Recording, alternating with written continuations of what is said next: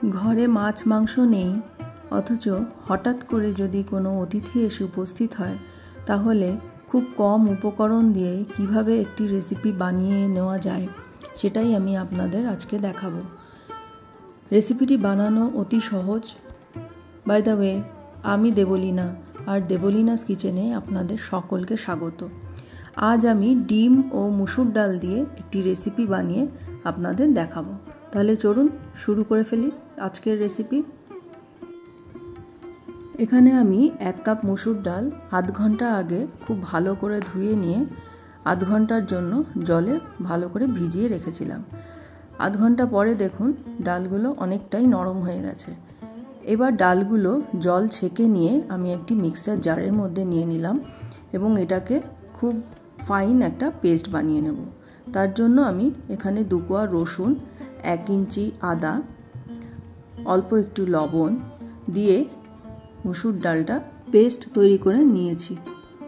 এবার অন্যদিকে আমি একটা বাটির মধ্যে 3টে ডিম ভেঙে নিয়েছি। ডিমের পরিমাণটা আপনারা কম বেশি করতে পারেন। এর মধ্যে অল্প লবণ, সামান্য একটু হলুদ দিয়ে খুব ভালো করে আমি একটা বিটার দিয়ে বিট করে নেব। এবার এর মধ্যে একটু কাঁচা লঙ্কা কুচি আর একটা পেঁয়াজকে খুব ফাইনলি চপ করে নিয়েছি, ওটাকেও আবার বিটার দিয়ে খুব ভালো করে মিশিয়ে নেব। দেখুন খুব ভালো করে সব কিছু মিশিয়ে নেওয়া হয়ে গেছে। এবার মুসুর ডালের যে পেস্টটা আমি বানিয়ে রেখেছিলাম সেই পেস্টটা অল্প অল্প করে আমি ডিমের মধ্যে দিয়ে দেব এবং বিটারের সাহায্যে খুব আস্তে আস্তে হালকা হালকা করে বিট করে নেব, যাতে পুরো মশলার মিশ্রণটা ভালো মতো মিশে যায়।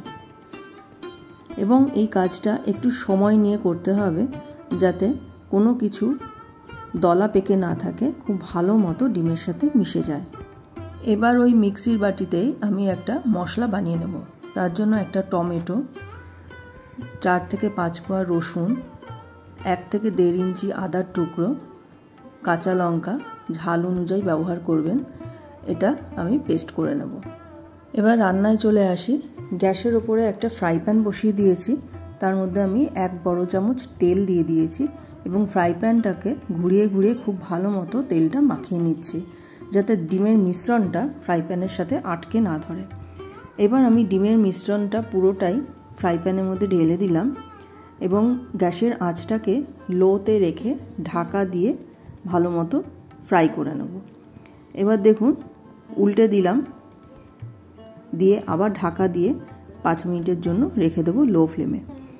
এবার আমি উল্টে দেখে নেব যে ডিমের অমলেটটা ভালো মতো ভাজা হয়েছে কিনা। একদম পারফেক্টলি ভাজা হয়ে গেছে। এবার আমি একটা প্লেটে ঢেলে একটু ঠান্ডা করতে দেব। এবার একটা কড়াইয়ে 2 টেবিল চামচ সাদা তেল দিয়ে তাতে আমি সাদা জিরে ফোড়ন দিচ্ছি। এবার 2টো মিডিয়াম সাইজের পেঁয়াজকে আমি স্লাইস করে কেটে নিয়েছি পাতলা পাতলা করে, তো সেটা আমি এবার দিয়ে একটু ভাজা ভাজা করব। এর সাথেই আমি একটু আলু ব্যবহার করছি। আপনারা যদি আলু পছন্দ করেন অবশ্যই দেবেন। আর তার সাথে অল্প একটু লবণ দিয়ে আমি পেঁয়াজ আর আলুটা একসঙ্গে লাল করে ভেজে নেব। দেখুন আলু আর পেঁয়াজ একদম লাল করে ভেজে নেওয়া হয়ে গেছে। এবার আমি যে মশলাটা বানিয়ে রেখেছিলাম সেই মশলাটা দিয়ে দিলাম।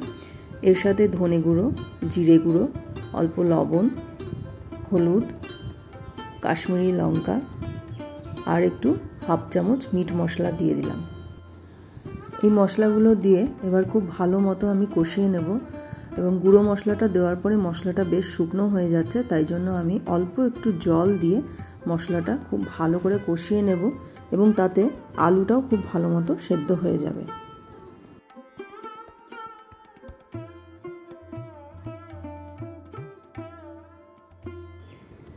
এবার আমি ঢাকা দিয়ে লো ফ্লেমে মশলাটা কষানো আর আলু সেদ্ধ হওয়ার জন্য অপেক্ষা করব।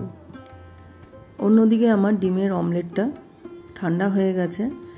এবার আমি টুকরো করে কেটে নেব। আপনারা যেরকম পছন্দের টুকরো করতে চান সেরকমভাবে শেপ দিতে পারেন। আমি চৌকো চৌকো শেপ দিচ্ছি, আপনারা বরফির আকারেও কেটে নিতে পারেন। তবে অবশ্যই অমলেটটা ঠান্ডা হবে তারপরে কাটবেন, না হলে কিন্তু ভেঙে যাওয়ার সম্ভাবনা থেকে যায়।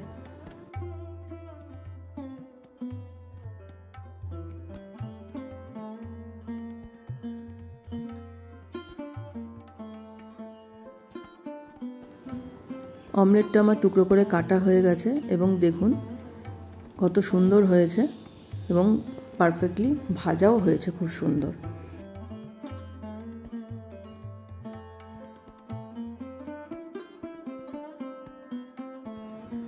পাঁচ মিনিট পরে ফিরে আসলাম।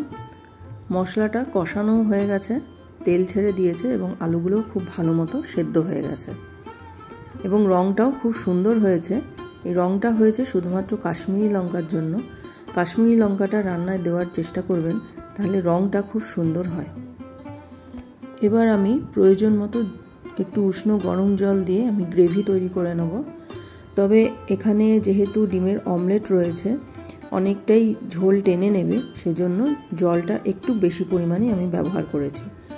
দেখতে দেখতে ঝোলটাও ফুটে উঠেছে। এবার আমি ডিমের অমলেটের টুকরোগুলো এক এক করে ঝোলের মধ্যে ছেড়ে দেবো। অমলেটের টুকরোগুলো আমার দেওয়া হয়ে গেছে এবং খুন্তি দিয়ে আমি হালকা হালকা চেপে ঝোলের মধ্যে ডুবিয়ে দিয়ে এবার 5 মিনিটের জন্য লো ফ্লেমে আমি একটু ঢাকা দিয়ে রাখলাম। 5 মিনিট পরে ফিরে আসলাম। দেখুন গ্রেভিটা বেশ খানিকটা টেনে নিয়েছে অমলেটগুলো এবং অমলেটগুলো একটু ফুলে বেশ একটু বড় সাইজ হয়ে গেছে। এবার একটু গরম মশলা আর একটু ধনেপাতা কুচি দিয়ে গ্যাসের ফ্লেম বন্ধ করে ঢাকা দিয়ে 5 মিনিট স্ট্যান্ডিং টাইমে রাখার পরে গরম গরম পরিবেশন করব।